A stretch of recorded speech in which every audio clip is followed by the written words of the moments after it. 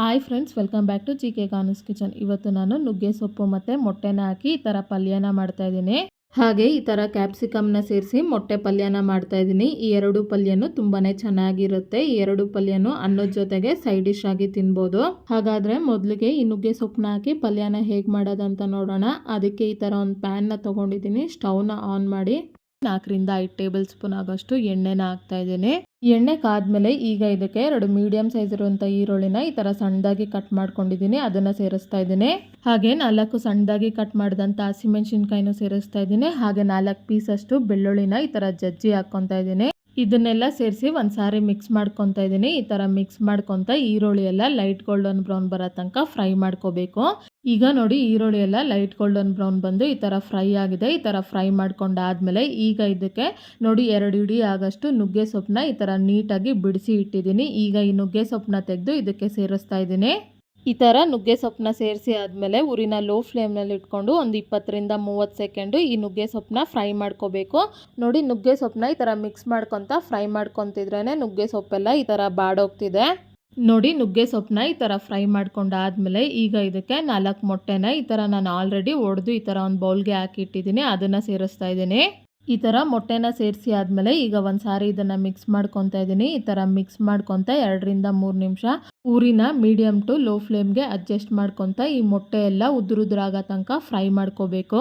ನೋಡಿ, ಮೊಟ್ಟೆನೆಲ್ಲ ಈ ಥರ ಉದುರುದ್ರಾಗಿ ಫ್ರೈ ಮಾಡ್ಕೊಂಡಾದ್ಮೇಲೆ ಈಗ ಊರಿನ ಫುಲ್ಲು ಲೋ ಫ್ಲೇಮ್ನಲ್ಲಿ ಇಟ್ಕೊಂಡು ಕೊನೆಯದಾಗಿ ರುಚಿಗೆ ತಕ್ಕಷ್ಟು ಉಪ್ಪನ್ನ ಸೇರಿಸ್ತಾ ಇದ್ದೀನಿ. ಹಾಗೆ ಅರ್ಧ ಟೇಬಲ್ ಸ್ಪೂನ್ ಅಷ್ಟು ಪೆಪ್ಪರ್ ಪೌಡರ್, ಹಾಗೆ 2 ಟೇಬಲ್ ಸ್ಪೂನ್ ಅಷ್ಟು ಸಣ್ಣದಾಗಿ ಕಟ್ ಮಾಡಿದಂಥ ಕೊತ್ತಂಬರಿ ಸೊಪ್ಪನ್ನ ಸೇರಿಸಿ ಒಂದು ಸಾರಿ ಇದನ್ನು ಮಿಕ್ಸ್ ಮಾಡ್ಕೊತಾ ಇದ್ದೀನಿ. ಈ ಥರ ಮಿಕ್ಸ್ ಮಾಡ್ಕೊತ ಒಂದು 30 ಸೆಕೆಂಡು ಫ್ರೈ ಮಾಡ್ಕೊಂಡ್ರೆ ಸಾಕು.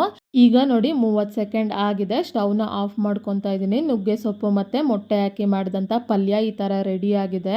ಈಗ ಈ ಮೊಟ್ಟೆ ಪಲ್ಯನ ಈ ಥರ ಸರ್ವಿಂಗ್ ಪ್ಲೇಟ್ಗೆ ತಗೊತಾ ಇದ್ದೀನಿ. ಈ ಮೊಟ್ಟೆ ಪಲ್ಯ ಚಪಾತಿ ಜೊತೆಗೆ ಅನ್ನದ ಜೊತೆಗೆ ಸೈಡ್ ಡಿಶ್ ಆಗಿ ತುಂಬಾ ಚೆನ್ನಾಗಿರುತ್ತೆ.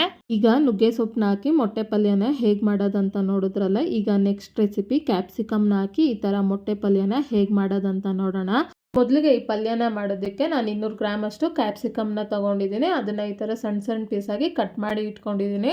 ಹಾಗೆ ಒಂದು ಮೀಡಿಯಮ್ ಸೈಜ್ ಇರುವಂಥ ಈರುಳ್ಳಿನ ಈ ಥರ ಸಣ್ಣ ಪೀಸಾಗಿ ಕಟ್ ಮಾಡಿ ತೊಗೊಂಡಿದ್ದೀನಿ. ಹಾಗೆ 3 ಹಸಿಮೆಣಸಿನ್ಕಾಯಿನ ಈ ಥರ ಸಣ್ಣದಾಗಿ ಕಟ್ ಮಾಡಿ ಇಟ್ಕೊಂಡಿದ್ದೀನಿ.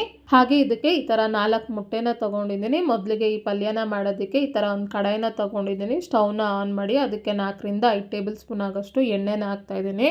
ಎಣ್ಣೆ ಚೆನ್ನಾಗಿ ಕಾದ್ಮೇಲೆ ಸಣ್ಣದಾಗಿ ಕಟ್ ಮಾಡಿದಂಥ ಈರುಳ್ಳಿನ ಇದಕ್ಕೆ ಸೇರಿಸ್ತಾ ಇದ್ದೀನಿ. ಹಾಗೆ ಸಣ್ಣದಾಗಿ ಕಟ್ ಮಾಡಿದಂಥ 3 ಹಸಿಮೆಣಸಿನ್ಕಾಯಿ, ಹಾಗೆ 2 ಪೀಸಷ್ಟು ಬೆಳ್ಳುಳ್ಳಿನ ಈ ಥರ ಜಜ್ಜಿ ಹಾಕ್ತಾ ಇದ್ದೀನಿ. ಇದನ್ನೆಲ್ಲ ಸೇರಿಸಿ ಒಂದ್ಸಾರಿ ಮಿಕ್ಸ್ ಮಾಡ್ಕೊತಾ ಇದ್ದೀನಿ. ಈ ಥರ ಮಿಕ್ಸ್ ಮಾಡ್ಕೊತ ಈರುಳ್ಳಿ ಎಲ್ಲ ಲೈಟ್ ಗೋಲ್ಡನ್ ಬ್ರೌನ್ ಬರೋ ತನಕ ಚೆನ್ನಾಗಿ ಫ್ರೈ ಮಾಡ್ಕೋಬೇಕು. ಈಗ ನೋಡಿ, ಈರುಳ್ಳಿ ಎಲ್ಲ ಈ ಥರ ಲೈಟ್ ಗೋಲ್ಡನ್ ಬ್ರೌನ್ ಬಂದು ಚೆನ್ನಾಗಿ ಫ್ರೈ ಆಗಿದೆ. ಈಗ ಇದಕ್ಕೆ ಸಣ್ಣದಾಗಿ ಕಟ್ ಮಾಡಿದಂಥ ಕ್ಯಾಪ್ಸಿಕಮ್ನ ಸೇರಿಸ್ತಾ ಇದ್ದೀನಿ. ಹಾಗೆ ಸ್ವಲ್ಪ ಪುಡಿ ಉಪ್ಪನ್ನ ಸೇರಿಸ್ತಾ ಇದ್ದೀನಿ. ಇದನ್ನೆಲ್ಲ ಸೇರಿಸಿ ಒಂದ್ಸಾರಿ ಮಿಕ್ಸ್ ಮಾಡ್ಕೋಬೇಕು. ಈ ಥರ ಮಿಕ್ಸ್ ಮಾಡ್ಕೊತ ಈ ಕ್ಯಾಪ್ಸಿಕಮ್ ಎಲ್ಲ 50% ಅಷ್ಟು ಚೆನ್ನಾಗಿ ಫ್ರೈ ಆಗಬೇಕು. ಹಾಗೆ ಕ್ಯಾಪ್ಸಿಕಮ್ಗೆ ಈ ಥರ ಉಪ್ಪನ್ನ ಸೇರಿಸಿ ಫ್ರೈ ಮಾಡ್ಕೊಳ್ಳೋದ್ರಿಂದ ಕ್ಯಾಪ್ಸಿಕಮ್ ಎಲ್ಲ ತುಂಬ ಬೇಗನೆ ಬೇಯುತ್ತೆ. ಈಗ ಈ ಕ್ಯಾಪ್ಸಿಕಮ್ ಎಲ್ಲ 50% ಅಷ್ಟು ಫ್ರೈ ಆಗಿದೆ. ಕ್ಯಾಪ್ಸಿಕಮ್ನ ಈ ಥರ ಫ್ರೈ ಮಾಡ್ಕೊಂಡಾದ್ಮೇಲೆ ಈಗ ಉರಿ ಫುಲ್ಲು ಲೋ ಫ್ಲೇಮ್ನಲ್ಲಿಟ್ಟು ಈಗ ಇದಕ್ಕೆ 4 ಮೊಟ್ಟೆನ ಸೇರಿಸ್ತಾ ಇದ್ದೀನಿ. ಮೊಟ್ಟೆನ ಸೇರಿಸಿ ಈಗ ಉರಿನ ಮೀಡಿಯಂ ಫ್ಲೇಮ್ನಲ್ಲಿ ಇಟ್ಕೊಂಡು ಈಗ ಇದನ್ನು ಚೆನ್ನಾಗಿ ಮಿಕ್ಸ್ ಮಾಡ್ಕೊತಾ ಇದ್ದೀನಿ. ಈ ಥರ ಮಿಕ್ಸ್ ಮಾಡ್ಕೊತ 3-4 ನಿಮಿಷ ಚೆನ್ನಾಗಿ ಫ್ರೈ ಮಾಡ್ಕೋಬೇಕು. ನೋಡಿ, ಈ ಥರ ಮಿಕ್ಸ್ ಮಾಡ್ಕೊತ ಚೆನ್ನಾಗಿ ಫ್ರೈ ಮಾಡ್ಕೊತಿದ್ರೆ ಮೊಟ್ಟೆ ಕ್ಯಾಪ್ಸಿಕಮ್ ಎಲ್ಲ ಈ ಥರ ಉದ್ರಾಗಿ ಆಗುತ್ತೆ. ಈಗ ಮೊಟ್ಟೆ ಮತ್ತು ಕ್ಯಾಪ್ಸಿಕಮ್ನ ಈ ಥರ ಫ್ರೈ ಮಾಡ್ಕೊಂಡಾದ್ಮೇಲೆ ಈಗ ಉರಿ ಫುಲ್ಲು ಲೋ ಫ್ಲೇಮ್ನಲ್ಲಿ ಇಟ್ಕೊಂಡು ಈಗ ಇದಕ್ಕೆ ಅರ್ಧ ಟೇಬಲ್ ಸ್ಪೂನ್ ಅಷ್ಟು ಖಾರದ ಪುಡಿನ ಸೇರಿಸ್ತಾ ಇದ್ದೀನಿ. ಹಾಗೆ ಇದಕ್ಕೆ ಅರ್ಧ ಟೇಬಲ್ ಸ್ಪೂನ್ ಅಷ್ಟು ಗರಂ ಮಸಾಲ, ಅರ್ಧ ಟೇಬಲ್ ಸ್ಪೂನ್ ಅಷ್ಟು ಪೆಪ್ಪರ್ ಪೌಡರ್, ಇದನ್ನೆಲ್ಲ ಸೇರಿಸಿ ಈಗ ಒಂದ್ಸಾರಿ ಇದನ್ನು ಮಿಕ್ಸ್ ಮಾಡ್ಕೋಬೇಕು. ಈ ಥರ ಮಿಕ್ಸ್ ಮಾಡ್ಕೊತ ಲೋ ಫ್ಲೇಮ್ನಲ್ಲೇ 1 ನಿಮಿಷ ಫ್ರೈ ಮಾಡ್ಕೋಬೇಕು. ಈಗ 1 ನಿಮಿಷ ಆಗಿದೆ. ನೋಡಿ, ಮೊಟ್ಟೆ ಎಲ್ಲ ಈ ಥರ ಚೆನ್ನಾಗಿ ಫ್ರೈ ಆಗಿದೆ.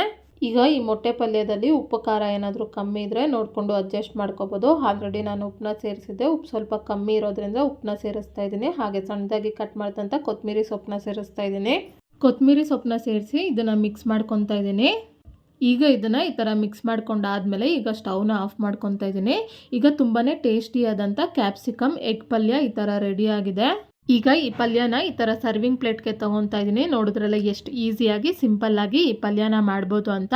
ಇದು ಚಪಾತಿ ಜೊತೆಗೆ ಅನ್ನದ ಜೊತೆಗೆ ಸೈಡ್ ಡಿಶ್ ಆಗಿ ತುಂಬಾ ಚೆನ್ನಾಗಿರುತ್ತೆ. ಹಾಗೆ ಈ 2 ಮೊಟ್ಟೆ ಪಲ್ಯ ರೆಸಿಪೀಸ್ನ ನೀವು ಒಂದ್ಸರಿ ಟ್ರೈ ಮಾಡಿ. ನಿಮ್ಗೆ ಹೇಗೆ ಬಂತು ಅಂತ ನನಗೆ ಕಮೆಂಟ್ ಬಾಕ್ಸ್ನಲ್ಲಿ ತಿಳಿಸಿ. ಹಾಗೆ ನಿಮ್ಗೆ ಯಾವುದೇ ರೆಸಿಪಿ ಬೇಕಾಗಿದ್ರು ಕಮೆಂಟ್ ಬಾಕ್ಸ್ನಲ್ಲಿ ಕಮೆಂಟ್ ಮಾಡಿ. ಹಾಗೆ ಈ ರೆಸಿಪಿ ನಿಮ್ಗೆ ಇಷ್ಟ ಆದಲ್ಲಿ ಲೈಕ್ ಮಾಡಿ, ಶೇರ್ ಮಾಡಿ, ಸಬ್ಸ್ಕ್ರೈಬ್ ಮಾಡಿ.